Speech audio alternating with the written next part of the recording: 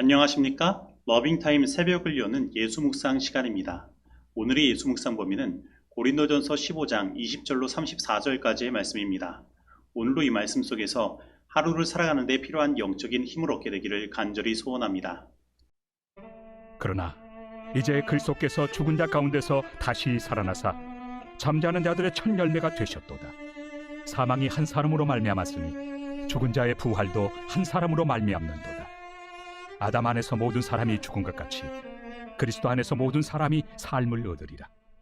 그러나 각각 자기 차례대로 되리니 먼저는 첫 열매인 그리스도요, 다음에는 그가 강림하실 때 그리스도에게 속한 자요, 그 후에는 마지막이니 그가 모든 통치와 모든 권세와 능력을 멸하시고 나라를 아버지 하나님께 바칠 때나 그가 모든 원수를 그 발 아래 둘 때까지 반드시 왕노릇하시리니 맨 나중에 멸망받을 원수는 사망이니라. 만물을 그의 발 아래 두셨다 하셨으니 만물을 아래에 둔다 말씀하실 때 만물을 그의 아래에 두신 이가 그 중에 들지 아니한 것이 분명하도다.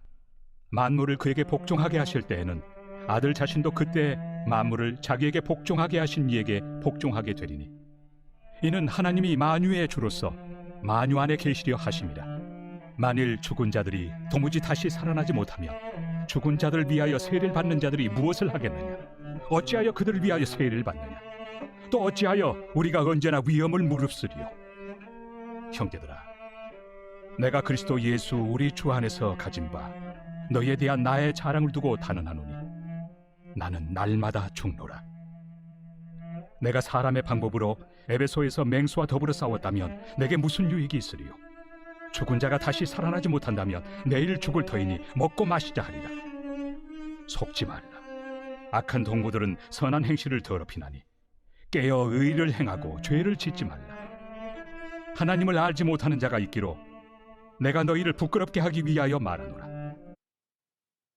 말씀 줄거리입니다. 사도 바울은 그리스도의 부활이 성도들의 부활을 보증하고 성도들의 부활은 그리스도의 재림 때에 이루어진다고 말합니다.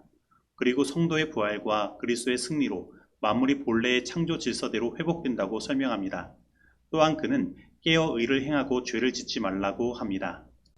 바울은 오늘 본문 말씀에서 아담과 그리스도를 대조함으로 그리스도의 부활이 우리에게 어떠한 미래의 소망을 주는지를 설명하고 있습니다.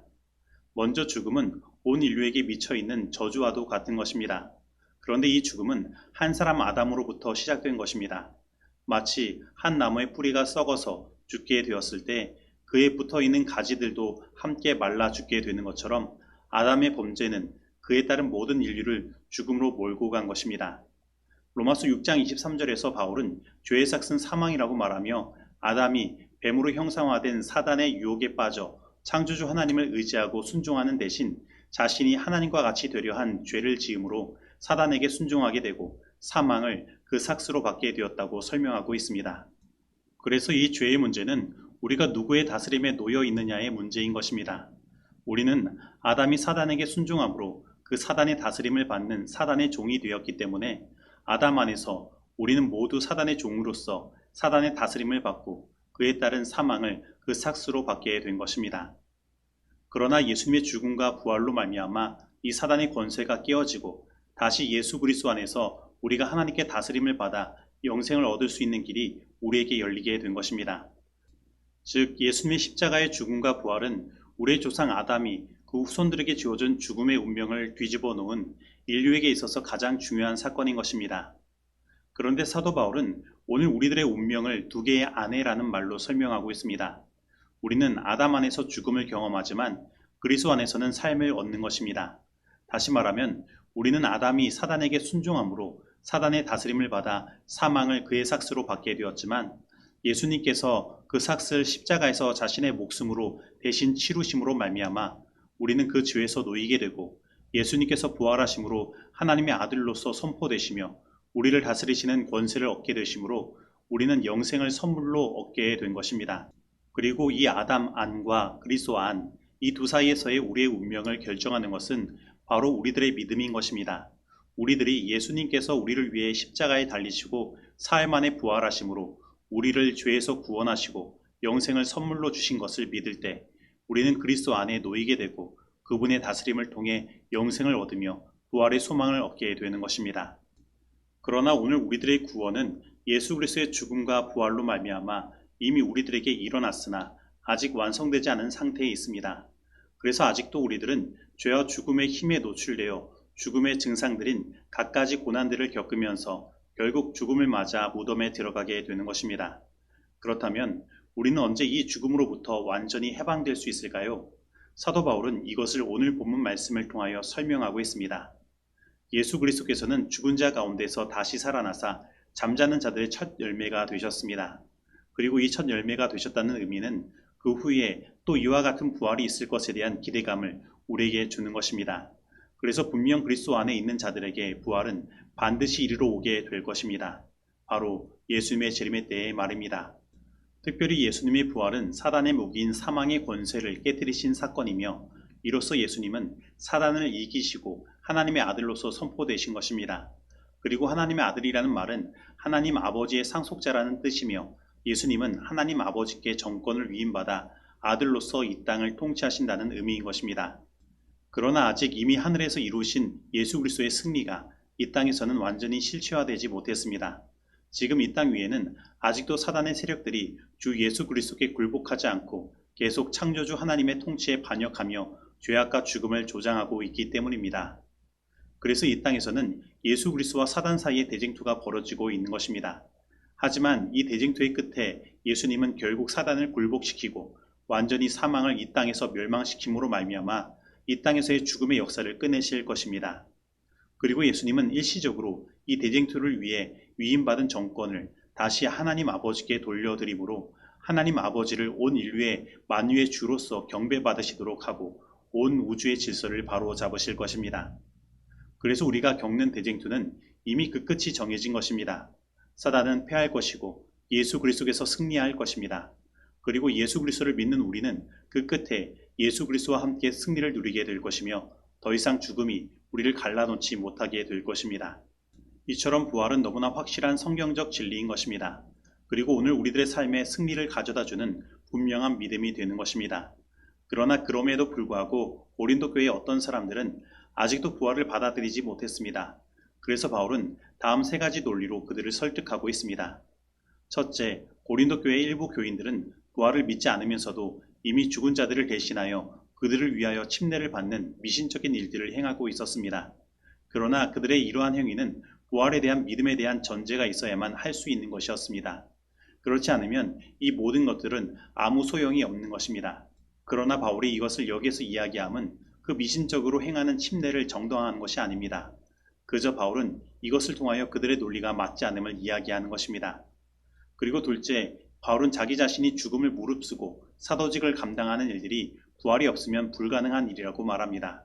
즉 예수님께서 나를 다시 살리실 것이기 때문에 바울은 그 모든 고난과 핍박 속에서 이 복음을 전할 수 있었다고 말하는 것입니다. 그리고 그는 자신은 부활을 믿기에 나는 날마다 죽노라 라고 말하며 어떤 시련도 견딜 수 있다고 말합니다.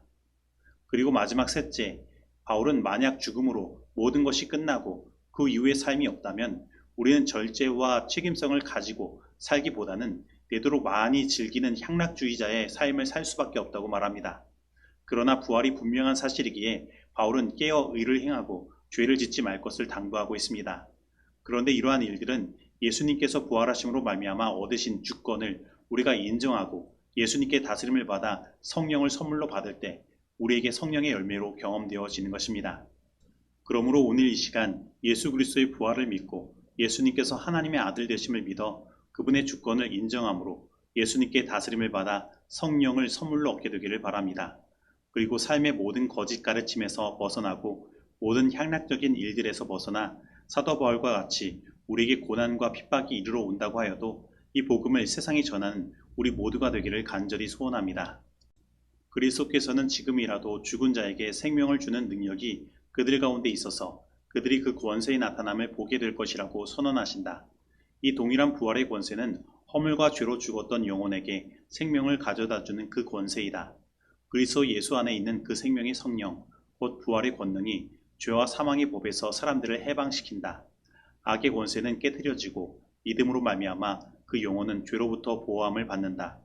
그리스도의 성령에게 마음을 여는 자는 자기 몸을 무덤에서 일으켜줄 전능한 권능에 참여하는 자가 된다. 시대소망 209에서 210페이지의 말씀입니다. 이제 적용하는 시간입니다.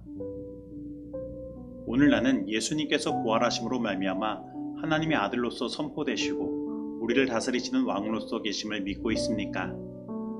오늘 나는 예수님께서 하늘에서 사탄을 이기시고 얻으신 승리가 오늘 우리들의 사는 이 땅에서도 이루어지고 적용될 수 있음을 믿습니까? 오늘 나는 사도 바울과 같이 날마다 죽는 삶, 곧 부활을 믿고 그리스도를 위하여 어떤 시련이 있어도 나아가는 삶을 살아가고 있습니까?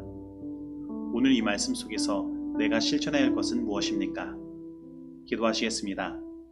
하나님 아버지, 오늘 우리들에게 사단의 무기인 사망의 권세를 깨뜨리시고 부활하신 예수 그리스도를 소개하여 주시고 하나님의 아들로서 하나님의 아버지의 모든 정권을 받아 이 땅을 다스리시는 권세를 얻으신 예수님 앞에 우리로 하여금 무릎 꿇게 하여 주시니 감사드립니다. 하나님, 오늘 우리를 온전히 다스려 주옵시고 우리로 하여금 깨어 죄와 향락에 빠지지 않게 하여 주옵시며 우리의 삶에 성령의 열매가 맺힐 수 있도록 하여 주옵시고 사도 바울이 모든 고난과 핍박에도 불구하고 이 부활의 신앙을 가지고 날마다 죽음을 향해 나아가는 삶을 살며 복음을 들고 나선 것처럼 우리도 그러한 복음에 대한 열정을 허락하여 주옵시며 우리의 시대에 예수님의 재림을 온전히 경험할 수 있도록 우리를 인도하여 주옵소서. 예수님의 이름으로 기도드립니다. 아멘.